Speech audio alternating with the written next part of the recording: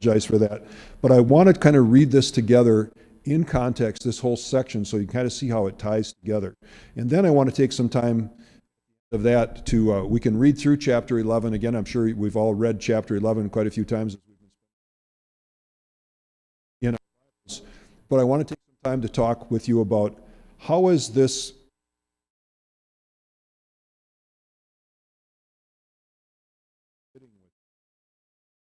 you? Does it feel legitimate?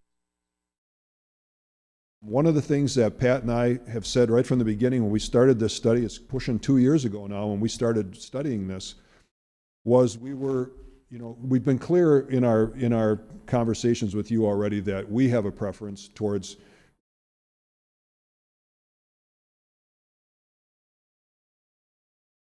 the best way is this series of documents through this Community Without Boundaries. And so I want to start reading right here. And so I have it broken down into about 13 different parts today. So what I'm thinking we might do, if you're okay with it, I'll start the microphone over there and we'll each read about 3 paragraphs and then just pass it. And we'll just keep going. There was about 13, so this is going to be just about right. 13 sections. And then that'll take a while for us to read it.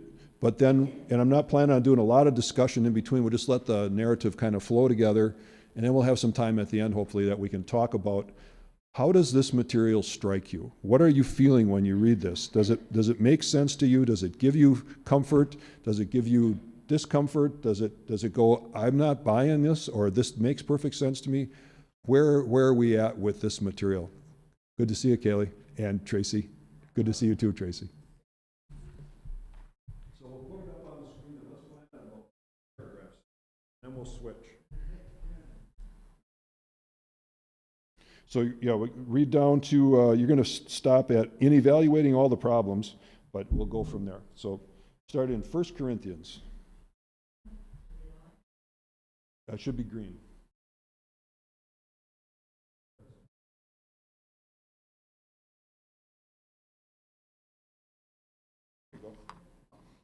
Paul's command concerning head coverings in 1 Corinthians 11, 2 through 16. Paul's response to the Corinthians' question, however that inquiry was expressed, was empathetic and fairly straightforward. It was no doubt easily understood by the Corinthians. The response, however, is so fully interwoven with the practices and sensibilities of its own time that it presents the modern reader with many difficulties that have caused commentators to take many different points of view on it. This language of head coverings was very powerful. However, if the wrong head covering was worn, it conveyed dishonor, shame, or disgrace, and degradation.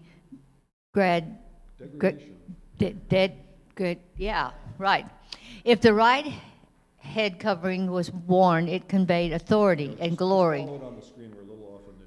He stated that for a woman not to be covered, evidently with a veil, was as shameful as if she had her hair cut short or shaved off. But if it is disgraceful for a woman to have her hair cut short or shaved off, let her be covered. 1 Corinthians 11:6. In the context, it is clear that Paul assumed that the Corinthians would feel that the shame of a respectable woman having her hair cut short before the world would be unbearable. By equating that sense of shame with a woman having her head uncovered when she prayed or prophesied, Paul wanted them to understand that their neglect of these head coverings could bring serious dispute on the individual woman and on the community. If they understood this, he believed that they would have a powerful motive to respect this sense of shame and to make sure that all women were covered when they prayed or prophesied. Similarly, for a man to have his head covered brought dishonor, and thus he must always uncover his head when he prays or prophesies. Okay, let's stop and switch there. Now, you're noticing you're a little bit off with these handouts, so let's just stay on the screen, because by the time we find that, we're on page 40? Yep.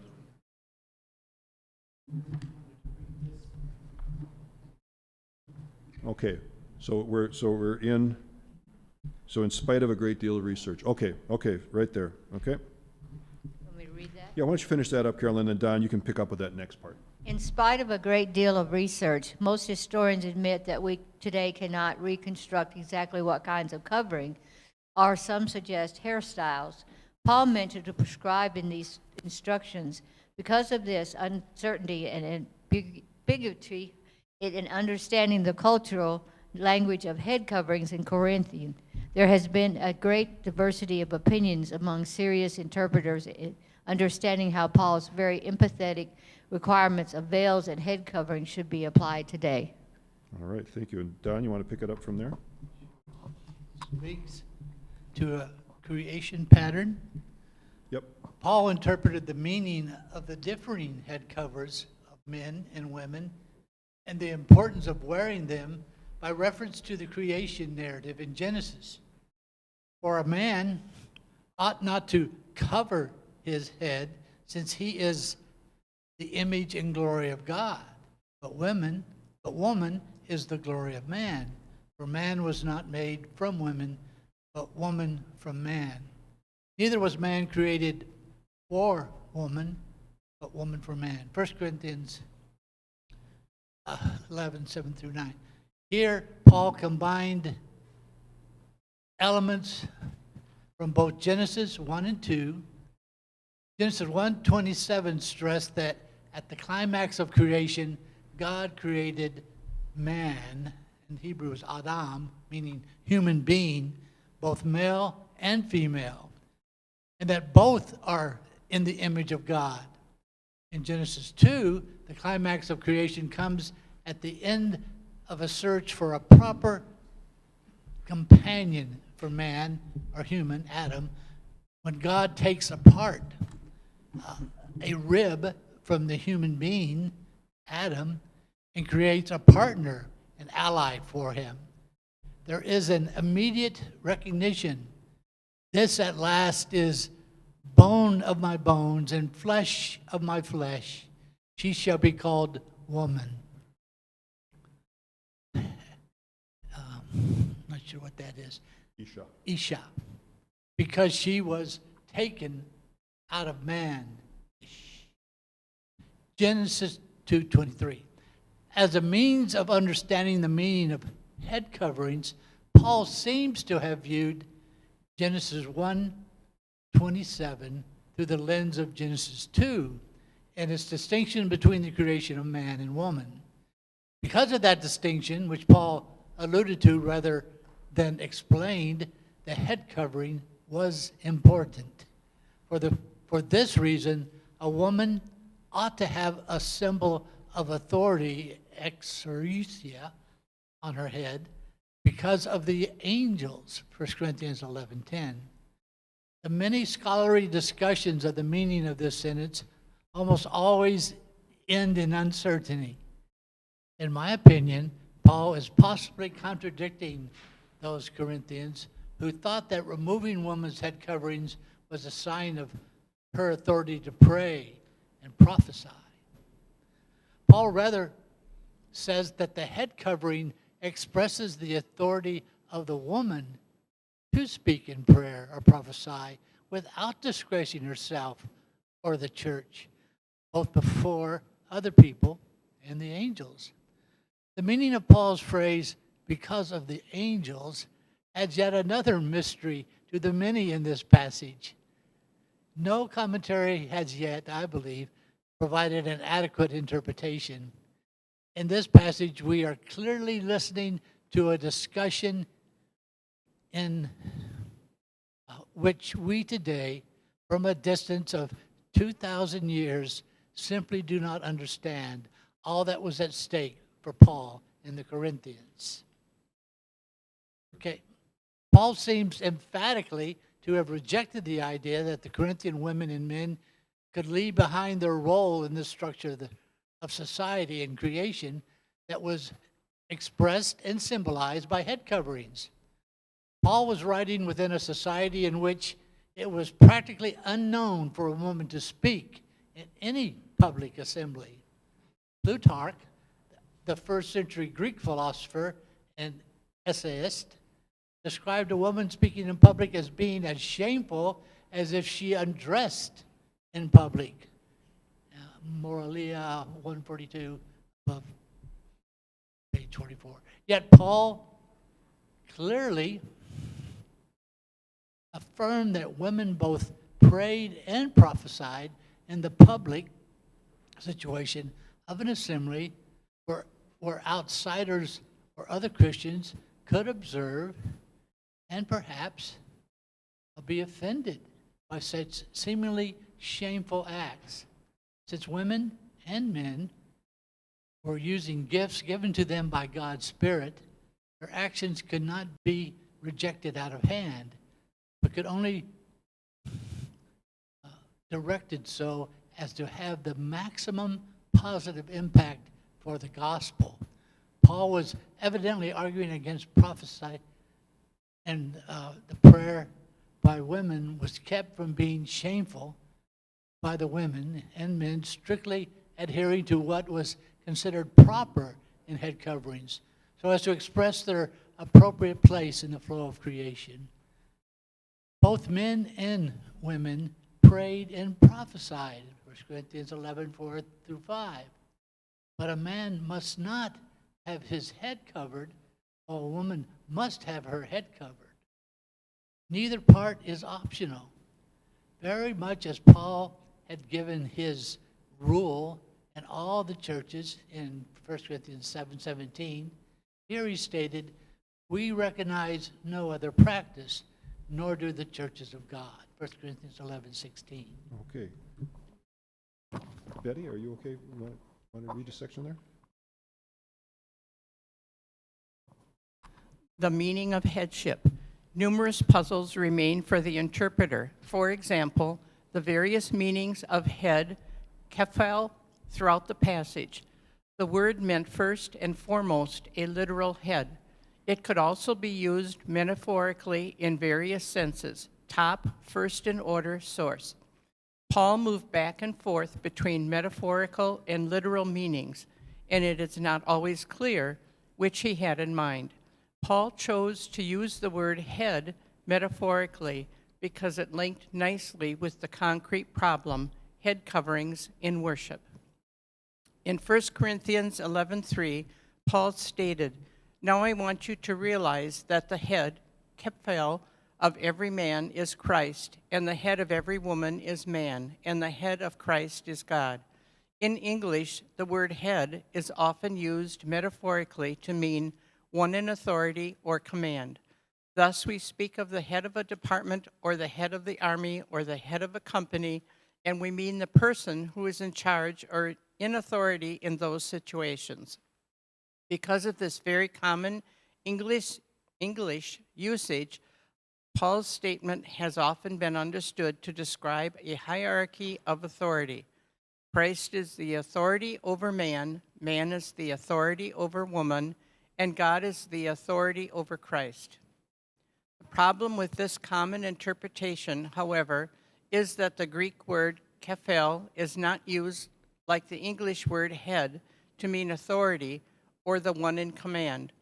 The standard Greek dictionary, usually known as Liddell and Scott, does not include authority or anything similar among the many possible metaphorical meanings of kephel.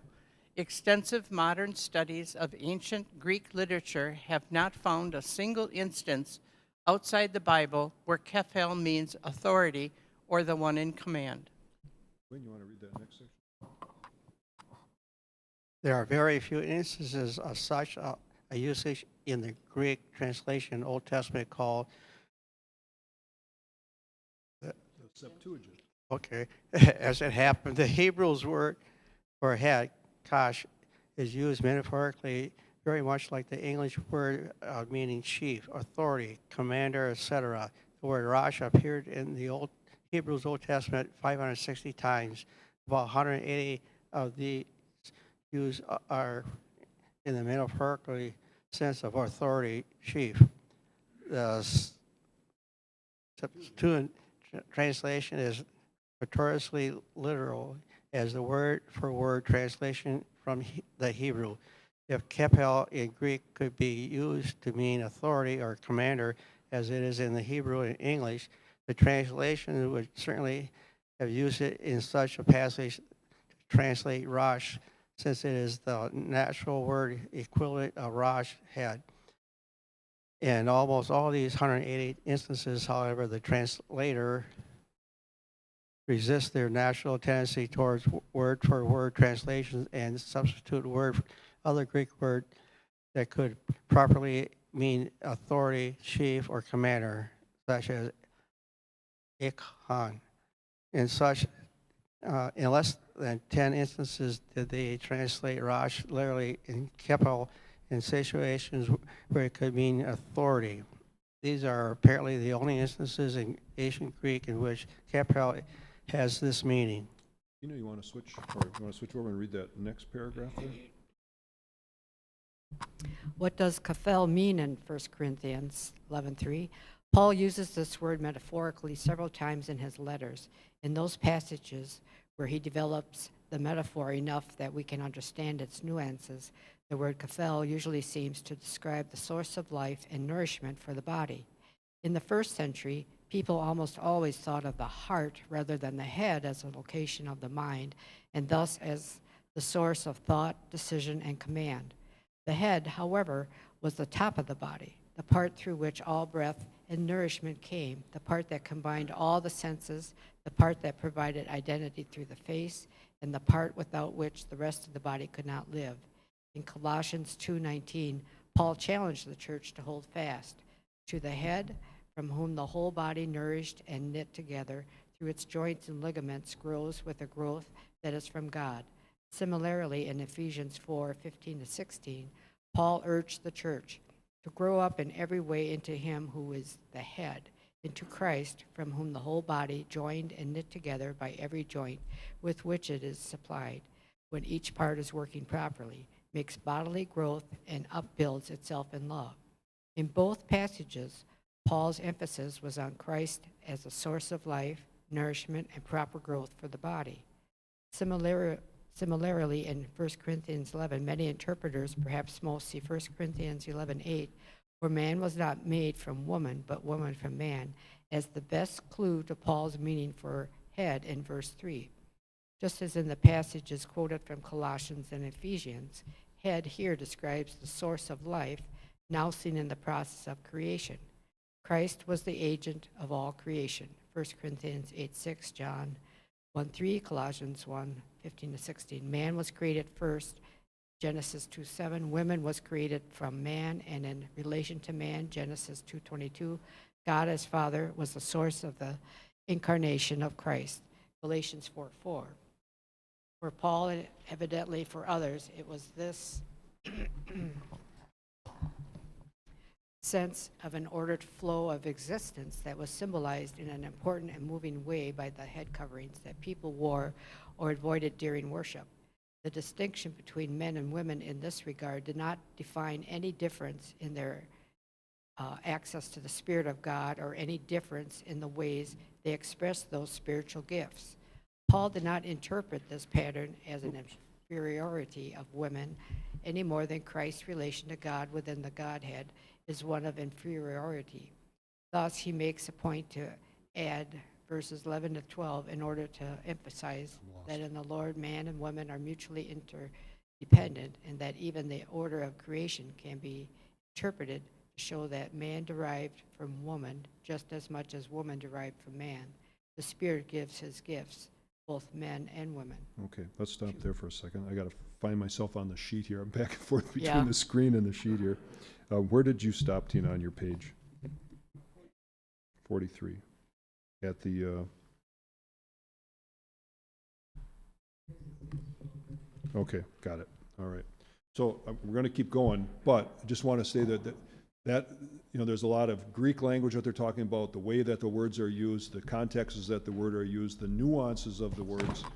But the big position that is being made is this term head being a difference, an understanding between authority and between source. And so that is kind of the discussion. We'll come back to that, but just so we make sure we got that. Now, I think I'm in the wrong place here yet, right? There we go. Okay. So, Mike, if you want to do the first two paragraphs, first two paragraphs here. Observations. Thus, 1 Corinthians 11:4-5 speaks of men and women doing exactly the same things in worship, praying and prophesying. Both of these were public activities that used the gifts that the Spirit had given to both men and women to serve the community. Though their equality given by the Spirit of God could easily be felt to be scandalous in a society of that time, the offense was lessened or removed by the respect they showed for the symbols of the order of society and creation, namely by their head coverings. In these verses, the word head on one level clearly spoke of a literal head, which was uncovered and covered. This action thereby expressed on a second metaphorical level the order which life was given in creation, and thus a respect for the structures and prophecies of society. When that propriety was observed, the Christian women and men were free to follow the lead of the Spirit in prophesying and praying. If the Corinthians refused this proprieties and thereby tried to assert that they had escaped from the responsibilities of society or God's creations, or were free to give offense to Jews or Greeks or to the Church of God, then they dishonored their head both literally and metaphorically. Therefore, this argument, just as his other discussions of remaining unmarried or eating food sacred to idols, sacrificed idols, Paul never questioned in the least the fundamental right of women and men to fulfill their freedom in Christ. But Paul was very sensitive to the specific situations of the church and expected the Christians of Corinth to learn to be more sensitive, or to be just as sensitive. Judge yourselves, it is proper, he asked again, if it is disgraceful for a woman to be shorn and shaven, let her wear a veil. Again, does not nature itself teach you? Okay.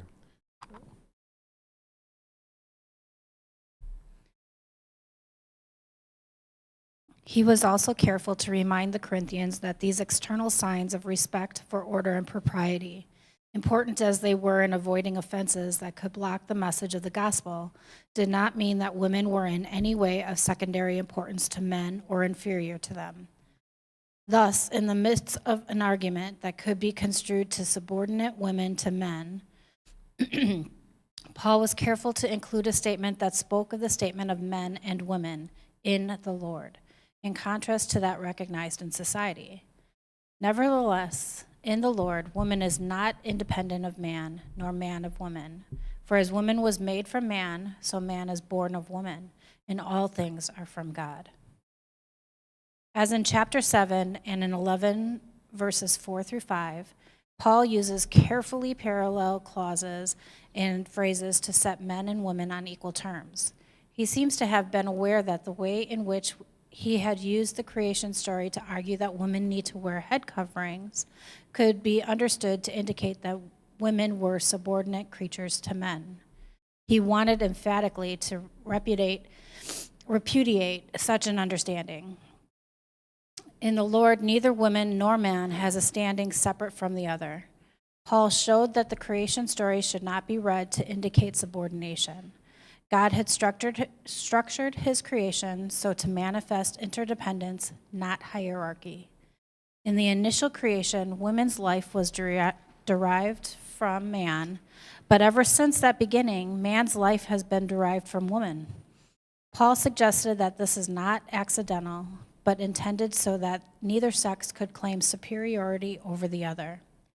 Rather, both needed to realize that the true source of the life of both man and woman is God, as we have noted before in a society in which it was commonplace to state explicitly that women were inferior in mind, will, morality, and body to men. Paul's statements are remarkable indeed. Okay, Jim, you want to pick it up from there? Paul's concern about head coverings, I believe, derived not from an eternal divine law about headgear, but from a concern for the salvation of those who were being offended by the practices of the Corinthians. In that day, it was scandalous for a woman, even the most intelligent or gifted, to speak in public. The freedom that the Spirit had given to the believers had to be handled carefully and with external signs of propriety, if it was not to bring fundamental disrepute upon the community. Such a seemingly disgraceful action would cause offense to outsiders and might well block them from listening to all the important convicting message of the gospel that these men and women were trying to express through their prophecy. But when the appropriate signs of propriety were used, then men and women may pray and prophesy, speaking to people for their upbuilding and encouragement and consolation. 1 Corinthians 4:3. Today, that same desire not to impede the gospel is required of the church as well.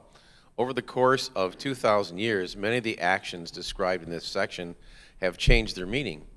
It is no longer felt to be disgraceful for a woman to cut her hair or to speak aloud in public place.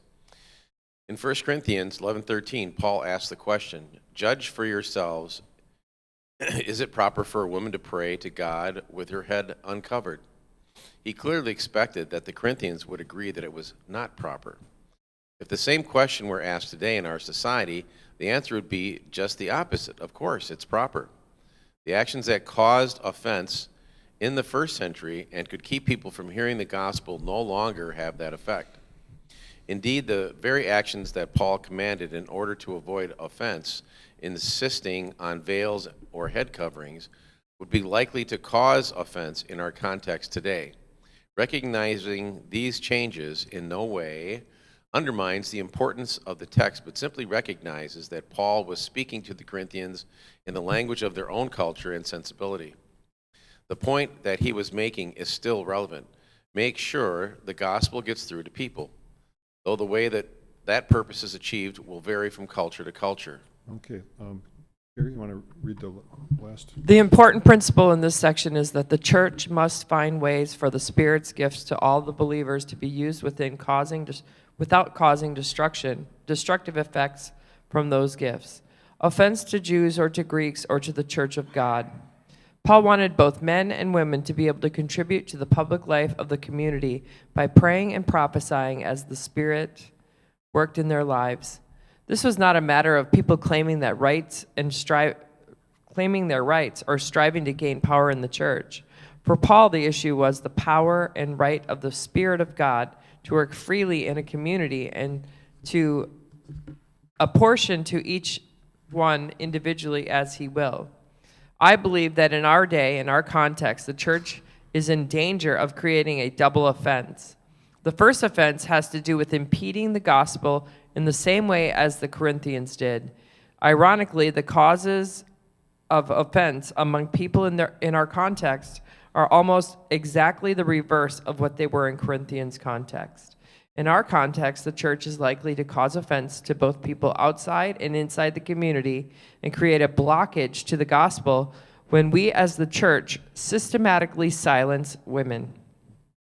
We thereby act publicly as a community in a way that says to the world around us that we consider women in some way inferior to men, not trustworthy, not capable of being used by God in a public way. We perhaps do not intend that message, but our actions in the context of our society carry that meaning.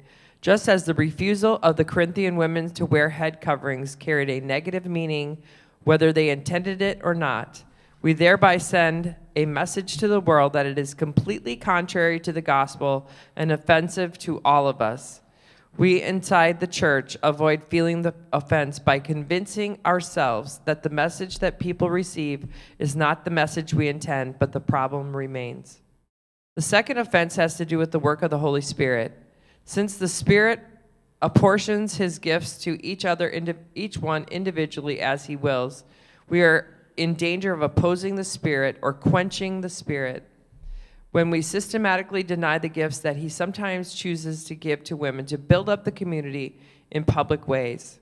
In ancient times, in spirit of strong societal opposition to women speaking in public, Paul found ways for women to pray and prophesy without causing excessive scandal. In our day, when there is no such societal opposition, can we do less? Okay, that's a good place to stop. That'll bring us to next week, starting in chapter, probably 14. And I apologize for that long stretch of reading. I know it's not the most stimulating thing to do, but I wanted to get that all together in one context, because one thing kind of builds on the next and builds on the next and builds on the next, and then makes a pretty strong statement here at the end that just read by itself is pretty profound. So I have all kinds of opinions on all of that, but let me ask you, as you read that, as you hear that whole thing read together, what does it do for you, or how does it impact you? What does it make you think about? What does it make you feel?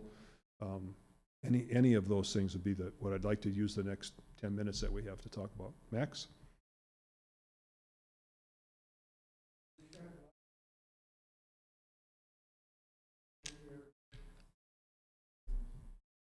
Oh, excuse me. Can we hand the mic over to Max? Yep. There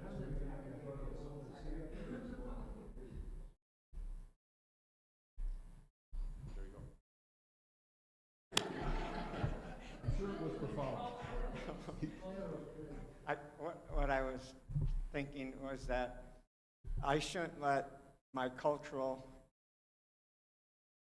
experiences and customs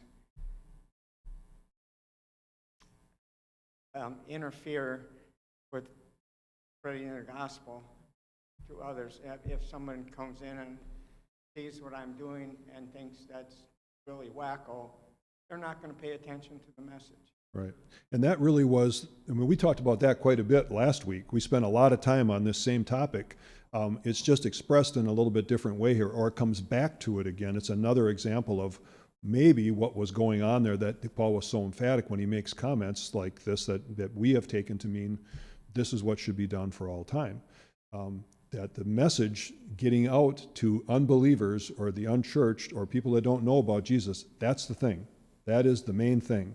And that's what we have to keep in our minds of we need to do whatever we need to do within reason to get that message across. And so we don't want to have our own prejudices get in the way of what somebody else is believing. And Paul talked about that in the stuff last week about I become all things to all people. I mean, that's kind of a wishy-washy comment for Paul, don't you think? I mean, when I'm looking at that, I'm going, well, how far do I go with that? That's a whole nother challenge that we have to be aware of and think about all the way through. So, Ann, let's give the microphone to Ann there quick. It's kind of Rome, do as the Romans. Yeah, I think you're right. And that's exactly what they're doing. They're going, this culture at that time, no matter what the message was, they weren't going to listen to it because this would be so offensive to them that they would not do it. Now, he makes a very strong statement at the end here, and I think we're at a little different spot here at Oakhaven than we are when we just say that we don't give a woman any voice anywhere. I certainly hope nobody feels that. But whatever comfort level we've gotten to here is probably far short of what women can be doing or should be doing. And so we think we have, when people come in and they look at it, people will come in and go, oh, too much? Or, boy, they seem like they're not allowed to do this or not allowed to do that. Why is that? That continuum is always going to be there, and people are going to get worked up on both sides of that all the time. Royce. One thing that I was going to point out is to not forget the simple simplicity of the gospel introduced by Jesus and John the Baptist in the way that came on to society. It's very low key. And then when God commissioned Paul to take these to the Gentiles, he approached it in the same way, in a very simple way. They would, if he had, to me, I think, is that if he had approached them with a very, astounding thing to this class of people, the Romans and the Egyptians and Jews, it probably would not have flown at all. So I just think, the simplicity of it is causes some of them to get confused.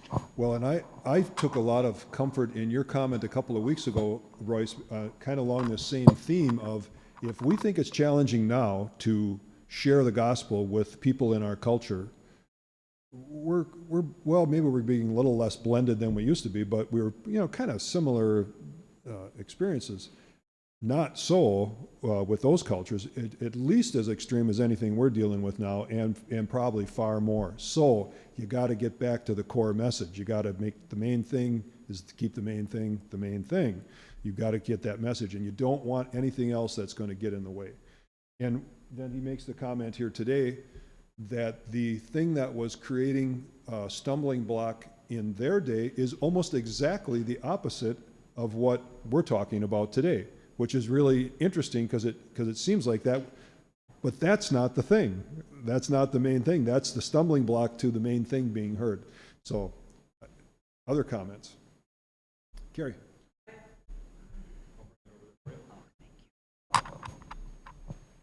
I haven't sat down yet, so I'm still mobile. Once I sit down, then I can't move. I go back to a sermon that Wayne Hawley did one time about, maybe it was a series about, salvation being kind of a process. It's not a one and done thing. And I think sometimes my experience, as I always consider myself as an observer of these, even this experience here at Oakhaven, and I just think, meet people where they're at. It doesn't mean that you have to change. I have a friend of mine at the airport who doesn't cut her hair. And I said, why do you do that? Well, we believe that we don't, whatever the word is, shave or whatever the word is. She used the word in the Bible that you just used. And I respect that. How did you come to that conclusion, or why did you do that? She said, we don't. And I'm like, oh, cool. I'm all right. I want to look that up, But I mean, it's a process. Like, let people. You don't have. Joyce Myers once said, we kind of want people to. We cast out for fish, and then we bring them in, and they have to be perfectly clean when they come in. They can't have any mud on them. They can't. They gotta. And I think we just need to let people do that, and don't get in the way of that, and don't block the message. I'm not saying don't share some of the conclusions you've come to. But gee whiz, let them walk in the door. Let them, like the holy kiss thing, can they just walk in the door for a couple days before we have to smack down all the rules on them and stuff? I mean, right. I think that is one of the things about my experience here that has always been, I always have been aware that there's been a lot of things that I go, huh? But I've always felt like people have let me at least come to some conclusions on my own, which is something I highly recommend and I really appreciate. Yeah. We have just a couple of minutes left. Let me get back to one of my initial questions. What does this material feel like to you? Let me just leave it right there. What does this material feel like to you? Does it bring you comfort? Does it bring you discomfort? Does it bring clarity? Does it go, I'm not buying this? How does it feel to you? It explains how I felt. So it was like, yes, can we just not block? Is it most important that you block what Jesus has to say? I've always seen Jesus wherever I've been. So can we just do that? And then you can give me your bylaws and your why laws and whatever, but can we just bylaws and why laws? Yeah. Other thoughts? Specific to this, does it? I'm scared about saying what I'm going to say. So I guess I get frustrated when I keep hearing so much in our religious culture, we have scholars, because I think they're screwing everything up. Because I think if we just go back to the Bible and actually just read what it says in its purest form, it just answers everything. So And I'm just now more worried or scared that sometimes when you hear all these people that are so learned, that it's like they've muddied it up more than they actually just filtered it out. And it's just, so it's, makes you have to look at the different other angle, that it's like, all right, I keep reading all this, and now that I have a different lens, even just the last few weeks, as I've been going through read through the Bible with a leadership group, I'm reading Genesis and how much it talks about men and women all over the place. It's not like it's just always talking about the men. And it's kind of like, how did I not realize that the last 50 years of my life, that it's been there? But again, I've had pastors and I've had other professors who have told me that, well, they're the ultimate thought process of what you should be believing in. So. Yeah, and that's a challenge, I think, because we are a group of people who believe that that this book is the Word of God, but we also know that it's been written down, and the Word of God is really Jesus. And when we read anything, when we do anything besides look directly at Jesus, it's real easy to get mixed up. And we want to keep sharing the story of Jesus, and Paul is trying to go, here's the best way to do it for you guys right now. But when we look at it 2,000 some years later, we're going, is that still what he means? Or does he mean, is the theme of the message is still there? But just as Carrie is sharing with her friend at the airport, that person is taking a literal interpretation of that and saying, says, don't cut your hair. I'm not going to cut my hair. Why? Well, that'd be something we'd have to talk to her about. Yes, it's okay. Yep.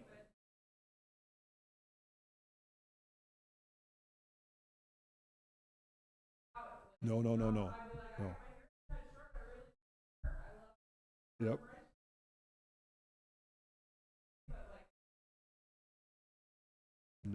No. What I was saying is that right, and there are different ways to take it through. Brenda, last comment.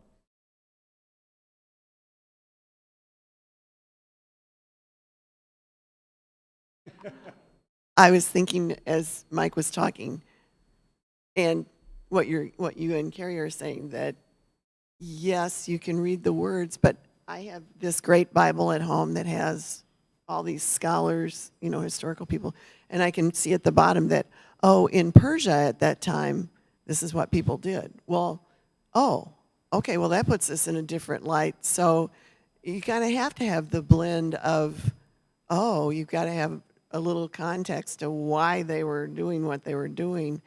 And at the same time, when you say, look at through Jesus' eyes, it's very clear to me what love God and love your neighbor means. I mean, sometimes it's clear, but I mean, the overall message of that is clear. So if I can see everything else through that lens, what does this mean through that lens? That's helpful to me.